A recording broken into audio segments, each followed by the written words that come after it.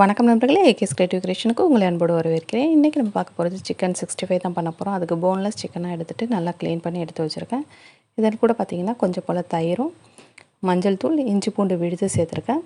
மிளகாத்தூள் பார்த்திங்கன்னா உங்கள் காரம் எந்த அளவுக்கு நீங்கள் சாப்பிடுவீங்களோ அதுக்கேற்ற போல் மிளகாத்தூள் சேர்த்துங்க. நான் ஒரு 1.5 ஸ்பூன் அளவுக்கு சேர்த்துருக்கேன்.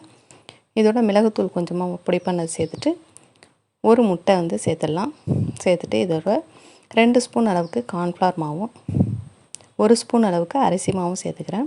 அரிசி மாவு வந்து ஒரு நல்ல ஒரு கிறிஸ்பினஸ் கொடுக்கும். கார்ன்ஃப்ளவர் வந்து ஒரு பைண்டிங்காக நம்ம சேர்க்குறது. அதுக்கு முன்னாடி நம்ம சேனல் நீங்கள் இது வரைக்கும் சப்ஸ்கிரைப் பண்ணணும்னா கீழே இருக்கிற ரெட் கலர் சப்ஸ்கிரைப் பட்டன் அமைக்கி சப்ஸ்கிரைப் பண்ணிவிடுங்க.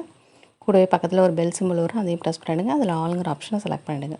அப்போ தான் நம்ம சேனலில் எந்த வீடியோ போட்டாலும் உங்கள் மொபைலுக்கு நோட்டிஃபிகேஷன் வரும். இப்போ எல்லாத்தையும் நல்லா வந்து கலந்து விட்டுடலாம். இது ஒரு அரை மணி நேரத்துலேருந்து 1 மணி நேரம் நல்லா ஊற வச்சுருங்க. மினிமம் ஒரு 1/2 hour ஊறினா கூட போதும். பார்த்திங்கன்னா நம்ம சேர்த்துருக்க மசாலா எல்லாமே நல்லா ஊறிடுச்சு.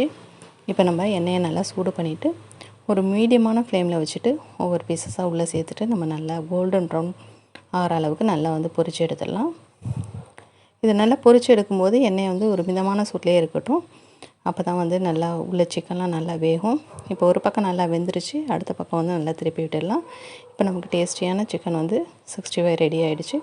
கண்டிப்பாக வீடியோ பிடிச்சிருக்குன்னு நினைக்கிறேன். பிடிச்சிருந்தால் மறக்காமல் லைக் பண்ணுங்கள், ஃப்ரெண்ட்ஸ் ரிலேட்டிவ் ஷேர் பண்ணுங்கள், முக்கியமாக கமெண்ட் பண்ணுங்கள். வேறு ஒரு இன்ட்ரெஸ்டிங்கான வீடியோட உங்களை மீண்டும் சந்திக்கிறேன். வணக்கம்.